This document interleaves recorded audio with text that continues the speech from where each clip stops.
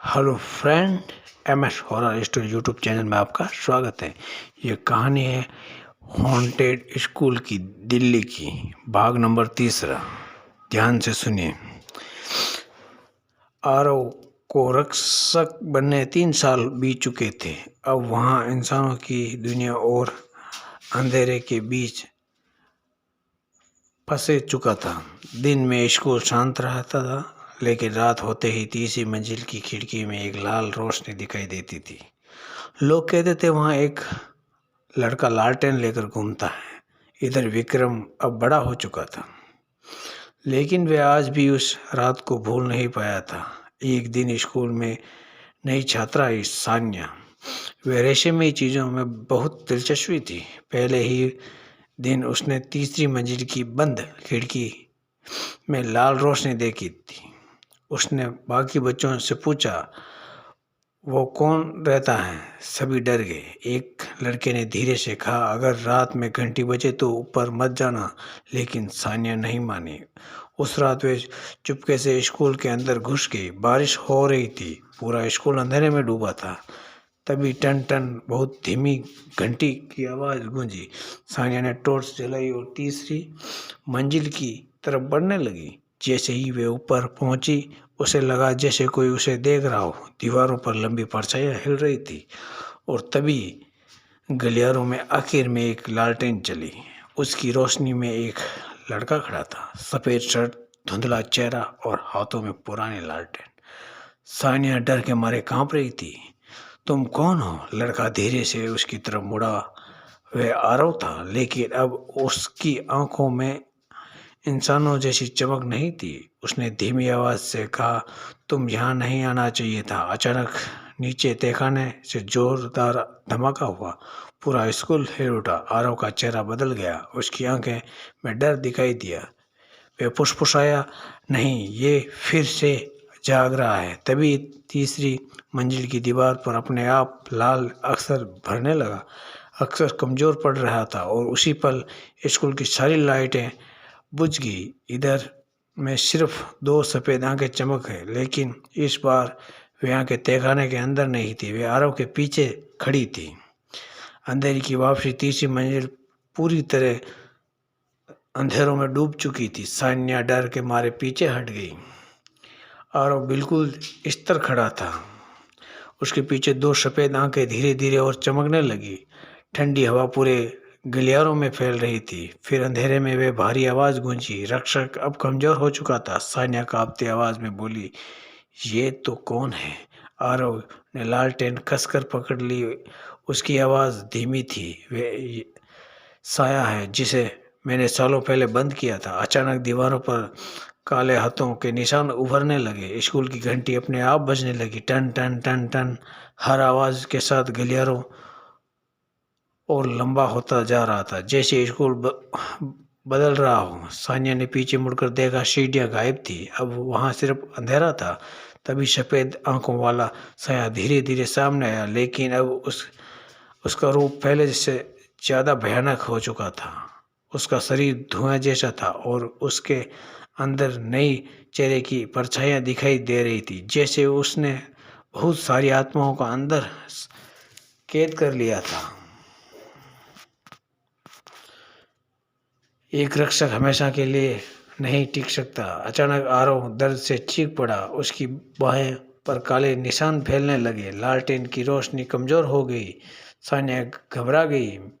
मैं क्या करूं? आरव ने मुश्किल से कहा, लालटेन को बुझने मत देना। तभी साया तेजी से उनकी तरफ बढ़ा।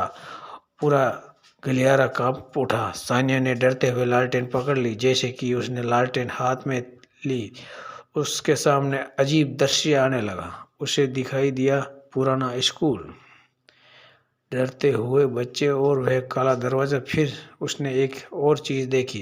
तहखाने की दीवार पर एक छिपा हुआ चिन्ह। उस चिन्ह के नीचे लिखा था, जब रक्त कमज़ोर पड़े तो रक्त द्वारा द्वार बंद करो। सान्या समझ नहीं पाई, लेकिन तभी आरव जोर से चिल्लाया, सान्या नीचे मत देखना।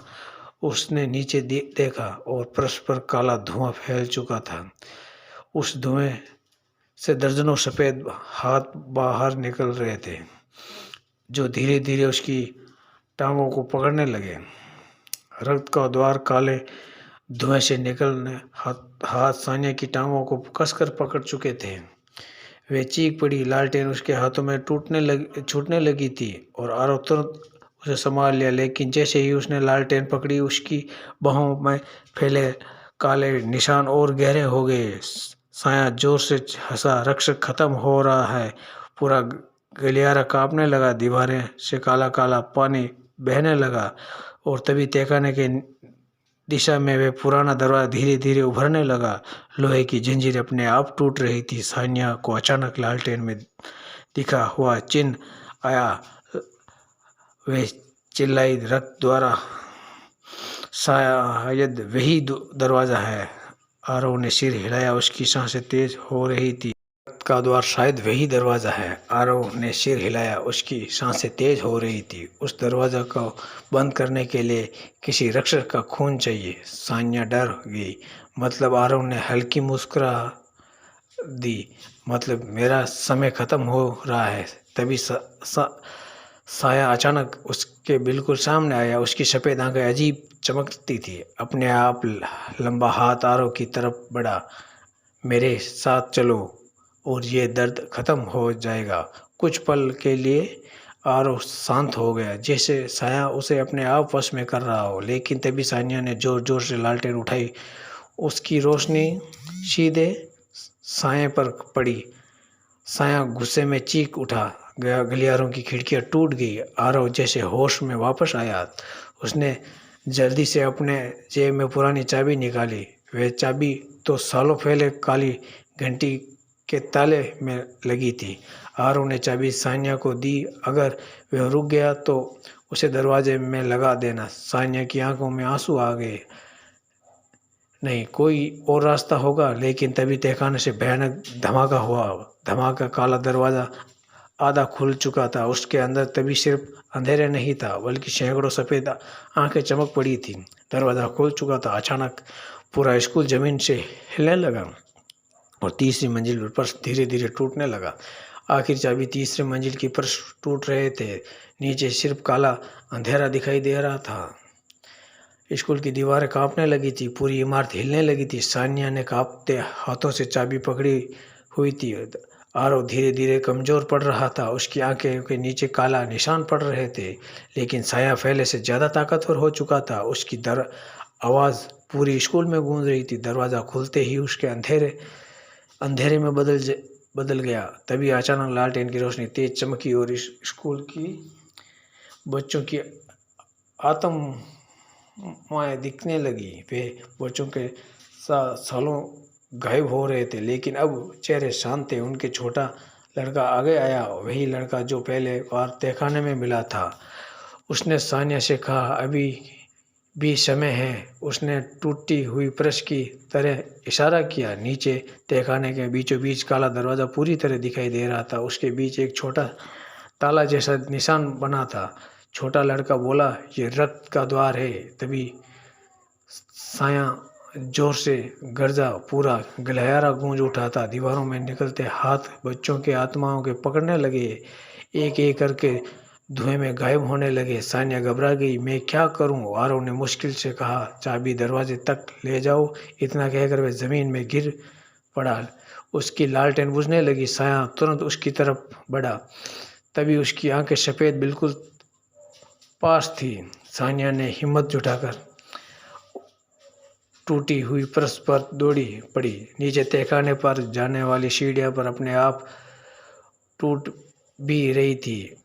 हर कदम में ऐसा लग रहा था कि कोई अदृश्य ताकत उसे खींच रही थी। तभी उसके कानों में धीमी फुसफुसाहट की आवाज़ आई। दरवाज़ा बंद हो गया।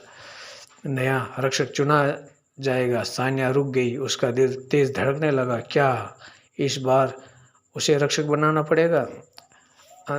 उधर ऊपर साया अब पूरी तरह आरव के ऊपर झुक चुका था। अपने आप काला हाथ आरव के सीने पर रखा था और चीख कर पूरी स्कूल गूंज उठी थी। उसी पल तहखाने का काला दरवाजा पूरी तरह खुल गया। उसके अंदर एक भयानक सफ़ेद रोशनी बाहर। नया रक्षक तहखाने का काला दरवाज़ा पूरी तरह खुल चुका था। उसके अंदर से निकलती सफ़ेद रोशनी उनकी तरफ थी।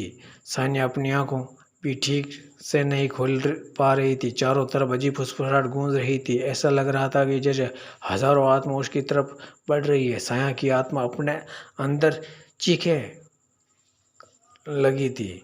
आरव की लालटेन अब लगभग बुझ चुकी थी। तभी सानिया को वही छोटा लड़का आवाज़ सुनाई दी, जल्दी करो वरना सब खत्म हो जाएगा। सानिया कांपते हुए कदमों से दरवाजे के पास पहुंची। बीच में से ताला जैसा निशान अब लाल चमक रहा था। उसने चाबी आगे बढ़ाई, लेकिन तभी काले धुएं में निकले दर्जनों हाथों ने उसका हाथ पकड़ लिया। वे उसे पीछे खींचने लगी। साया गरजा, कोई दरवाज़ा बंद नहीं करेगा। तभी अचानक आरव ने आखिरी ताकत से लालटेन उठाई। उसकी हल्की रोशनी पूरे तहखाने में फैल चुकी थी। साया कुछ पल के लिए कमज़ोर पड़ गया। सानिया ने पूरी ताकत लगाकर चाबी का ताला में घुसा दी। ठोक! उसी पल पूरी इमारत हिल उठी। काला दरवाज़ा धीरे धीरे बंद होने लगा। साया दर्द से चीखने लगा। उसका शरीर धुएं में टूटने लगा। लेकिन तभी दरवाजे के अंदर एक गहरी आवाज़ आई, आरक्षक चुना जा चुका है। सानिया का दिल रुक सा गया। अचानक उसके हाथ पर काले निशान उभरने लगे। लालटेन हवा में उड़ रही थी, धीरे धीरे उसकी तरफ आने लगी। सानिया समझ गई दरवाज़ा बंद हो गया है, लेकिन अब नया आरक्षक वही थी। आरव ने कमज़ोर मुस्कुराहट के साथ उसकी तरफ देखा। उसके शरीर में काले निशान गायब होने लगे। सालों बाद पहली बार उसकी आंखें सामान्य दिख रही थी। वह धीरे से बोला, अब स्कूल सुरक्षित है। फिर उसकी परछाई धीरे धीरे हवा में गायब होने लगी। सानिया चिल्लाई, आ रहा हूँ, लेकिन अब बहुत देर हो चुकी थी। कुछ सेकंड बाद तहखाना पूरी तरह शांत हो गया।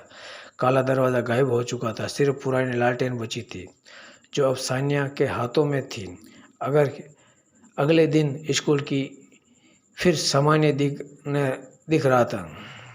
तीसरी मंजिल की खिड़कियां अब एक नई परछाई दिखाई देती थी। एक लड़की जिसके हाथ में लालटेन होती थी। और दिल्ली के आगे आज भी कहते हैं, अगर आधी रात को स्कूल के पास जाओ तो खिड़की में लाल रोशनी जरूर दिखाई देती है। तो फ्रेंड, यहाँ कहानी समाप्त हुई। इसके 2 भाग मैंने पिछले वीडियो में डाल चुका हूँ।